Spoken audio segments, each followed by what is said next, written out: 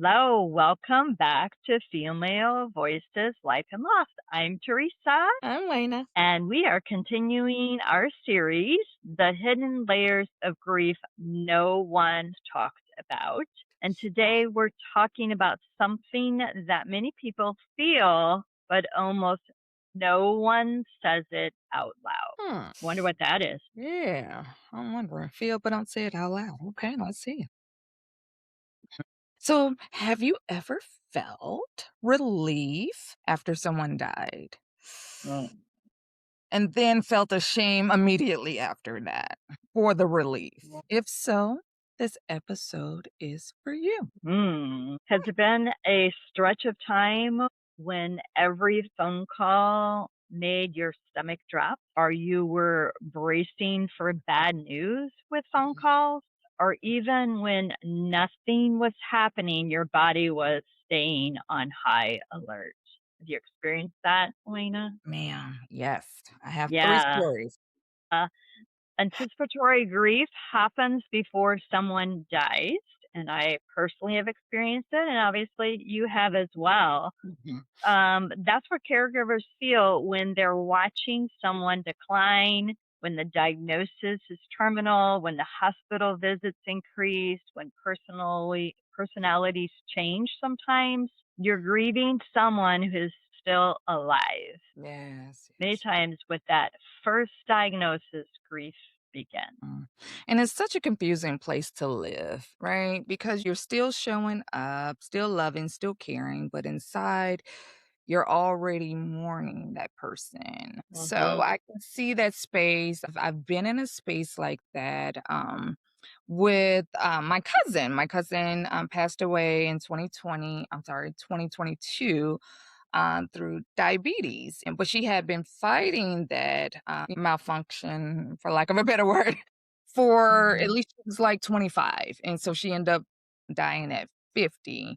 But probably that last 10 years was kind of waiting, like you said, like, "Ugh, is it this time? Is she in the hospital this time? Is it going to be this time?" So, my cousin I still got to talk to her, still laughing, joking, all those things, but internally kind of waiting on that other shoe to drop. So that one was but that went on for like 10 years, like I said. So that was really, really challenging. And like you said about the personality changes, that lasts probably 8 months, 6 months, 6 to 8 months of her life. She was very, very mean. She was very, Ooh. very angry, and I was just like, what's happening? Of course, we didn't find out all the rest till later, but her personality directly changed. She was a very, very bubbly, sweet person, would give you the shirt off her back. Yeah, it is very difficult. It's like an emotional limbo sort of thing. You're preparing your heart while it's still holding hope. Like for me, it was the first time I remember this was with my dad who had Alzheimer's.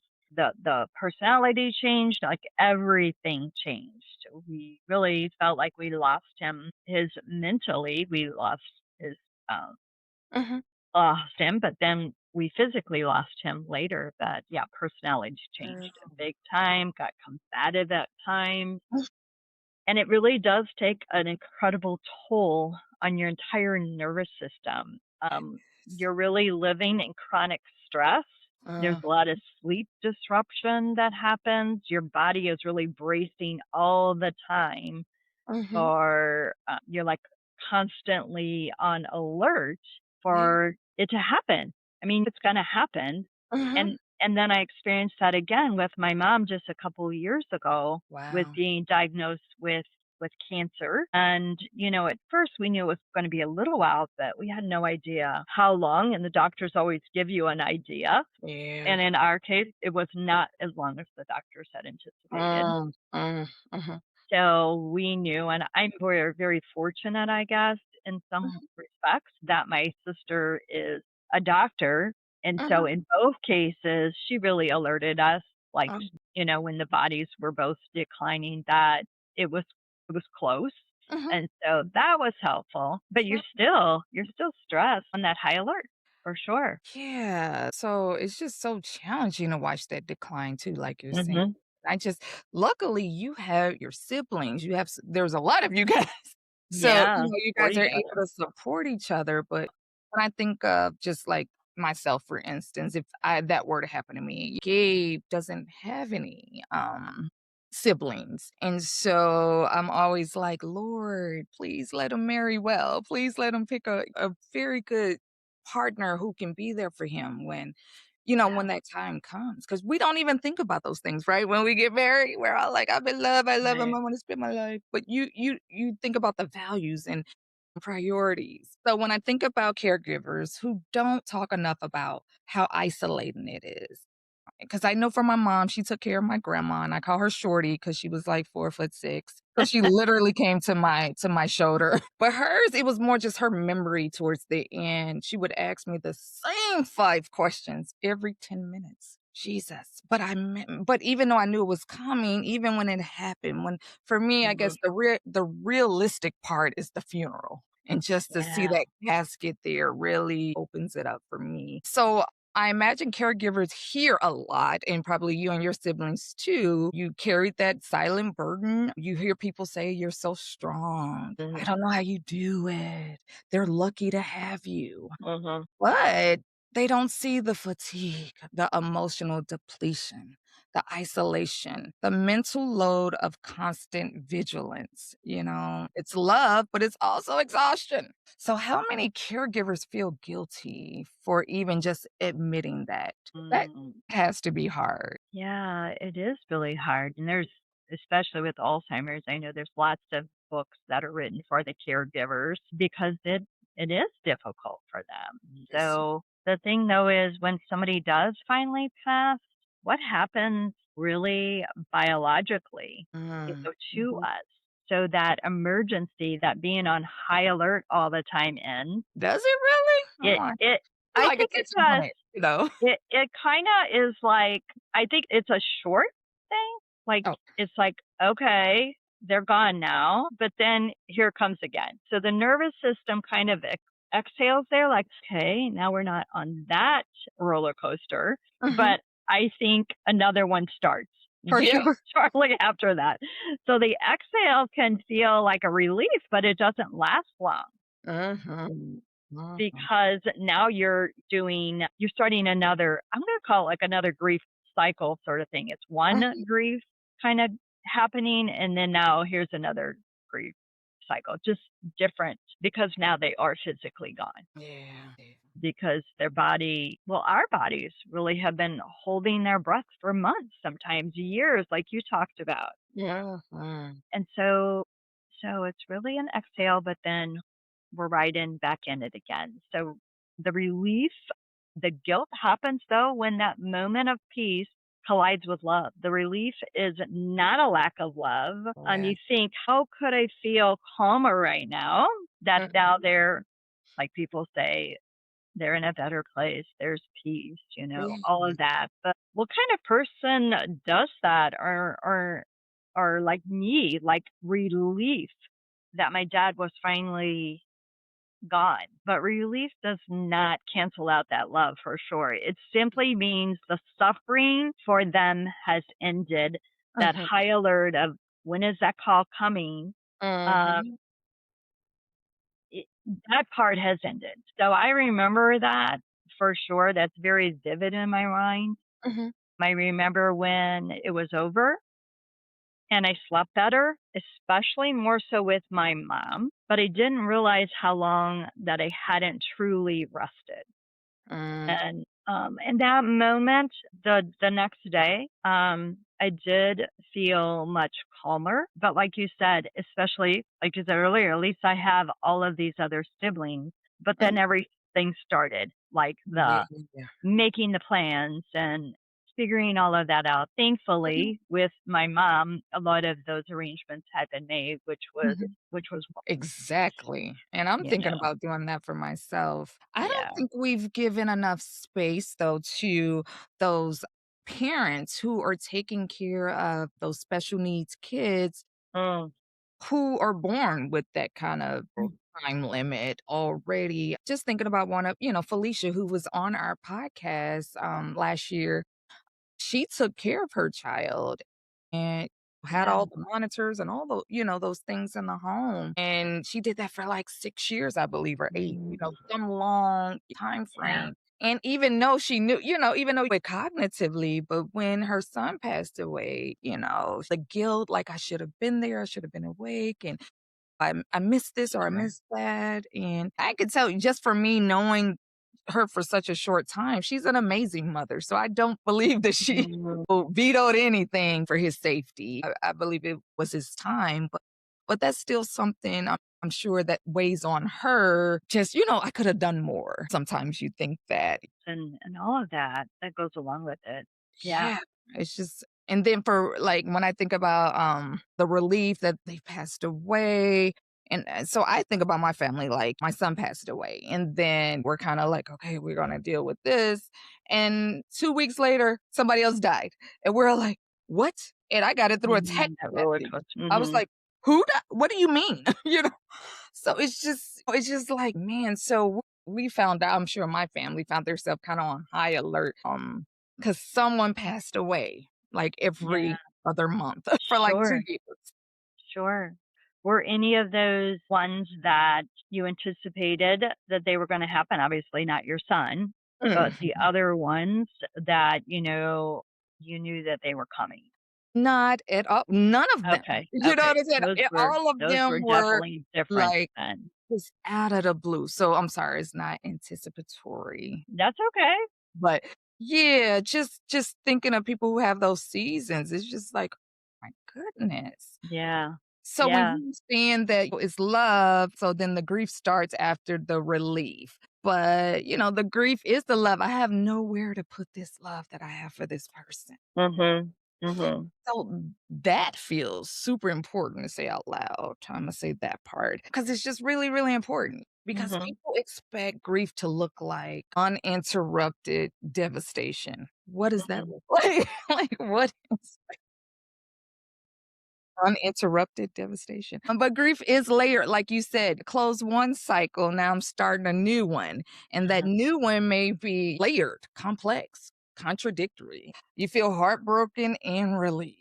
Deeply Yeah. sad. And so I have part of that in there for my son as well, because my son was special needs. He was the healthiest he was when he died, but he still worked very, very hard every day to be here with us. So I carry both of that. Mhm. Other things that you may feel deeply sad, strangely peaceful, devastated, and no longer bracing. So two emotions can exist at the same time. So I know my son is with Jesus. He's healthy, he's happy, he's probably running real, real fast now. And we down here just still miss him tremendously because he was just unconditional love, for us. There's definitely when you're anticipating and that's I can only speak to that because of Mhm. my parents. They're both like that, and really my husband's parents as well. At the end, they were both on hospice, so we anticipated Wow. that. So Mhm. those emotions really can live in your heart together. That grief that you're having, but then the relief. Mhm. In my instance, it would definitely was for both of them, there was grief, but there was relief because there was a lot of suffering and pain and all of that. So there was love there, but then there was this big release from that. And then there's sadness, they're gone, but then there's the peace that they are at peace. So there's like lots of double emotions that go Mhm. along with that. And allowing both of those is actually emotionally healthy. Yeah. So I guess I just want to make sure that the listeners are okay with that. Like, don't beat yourself up because there you feel peace and you feel relief and you feel all of those feelings Mhm. that they're now gone. That's very normal, Mhm. and it's actually emotionally healthy to feel that. So, a compassionate way to reframe this situation held a lot of pain, and my nervous system is responding to the release of it. So, that, like you said, Teresa, that exhale, we've been holding tension for how long? Yeah, It's, sure. love was carrying something very heavy for a long time, and it's gone.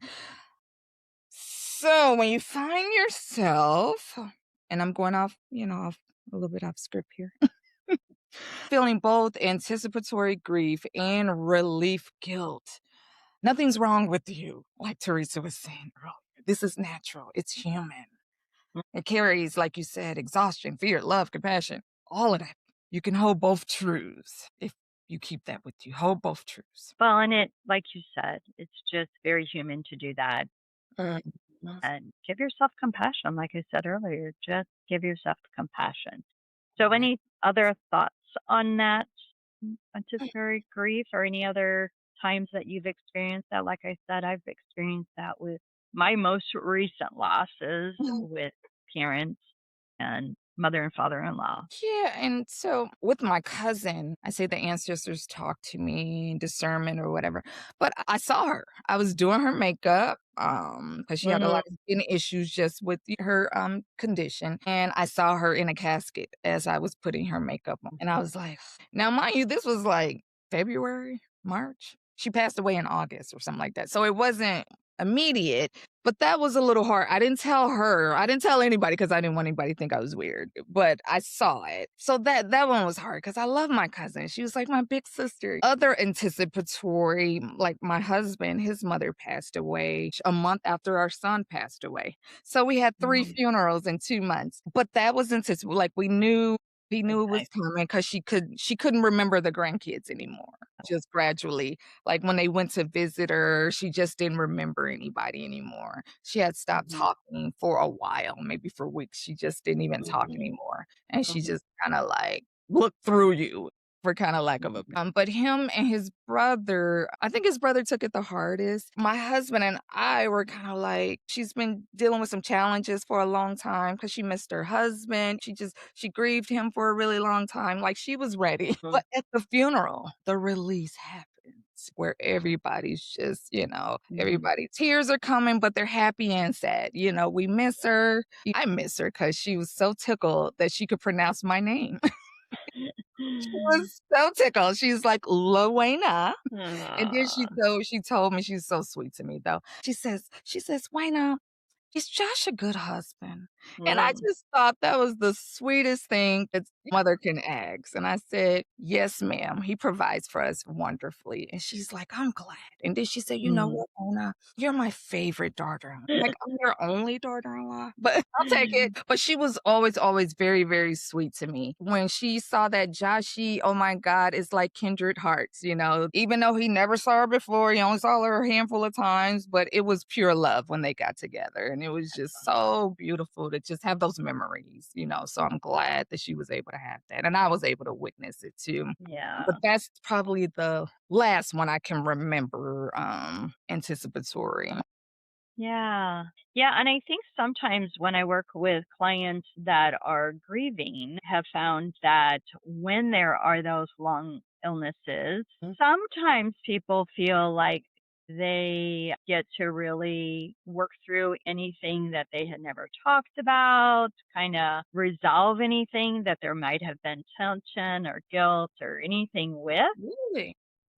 Sometimes, but then Yeah, I there's was like, "Really?" other times that they're like, "I didn't want to bring up any of that stuff because they were already suffering, and I didn't want to create a argument or a conflict or any kind of heightened emotions Oh or my anything."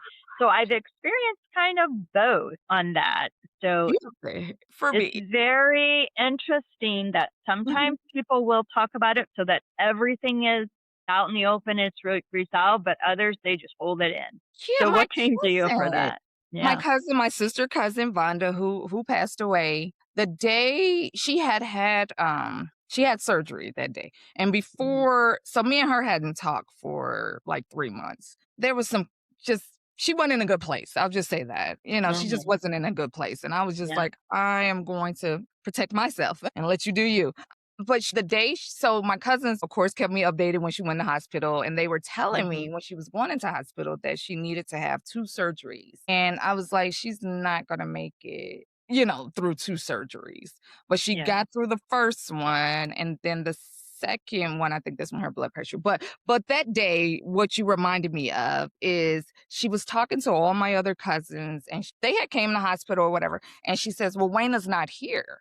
And I told my cousins, I said, "I'm not coming because she was getting her into it, for whatever that was about. It was something really dumb, I'm sure. I was like, "I don't wanna come to the hospital and upset her because she's having surgery." Sure, sure, So I sure. was like, "I'm not coming to the hospital." And so she got really, really angry with everybody because she was like, "She's not here." And I was like, "Why would I be there if we're in an Mm, argument?" You know what I'm saying? But mm. I guess maybe she wanted to tell me People something, but the energy around it was very argumentative. You know what I And I was sure. like, "No." So I think I got there maybe an hour after she had already passed. But I didn't want to disrupt her healing. And I was like, I'm not gonna come to the hospital because I want her to heal. Yeah, So yeah, maybe I missed the opportunity. I don't know. yeah, And I yeah. think I was the only one probably boohooing at that funeral because I said the Lord knew better. He knew I could not deal with her being sick and on hospice. So he took her in a flash. Very Yeah, self-focused yeah. in their funeral. It's all about me. Sounds That's like how my you're brain tries to make sense of things, you know? sure, sounds like, that you felt that you didn't want that conflict to "Oh, happen, so, no, you just yeah, had surgery. No, no, yeah, that's not yeah, okay." I love her to death. Her son, he carries her heart. It is just so beautiful to see, and I'm nice. just happy that the Lord allowed me to see that, yeah. That's awesome. So, of course, we're going to continue this series every week. And so, this one today was about that anticipatory grief that you may be feeling because you're really uncertain of whether it's okay to be at peace after someone dies or relief or happy. Oh, yeah, And I would say yes to that for sure. So, yeah, if this conversation resonated with you, let's share it with someone who might need to hear they're not alone. Grief yeah, isn't something you get over, it's something you learn to carry differently. And we're honored to walk alongside you. So until next time, be gentle with your heart.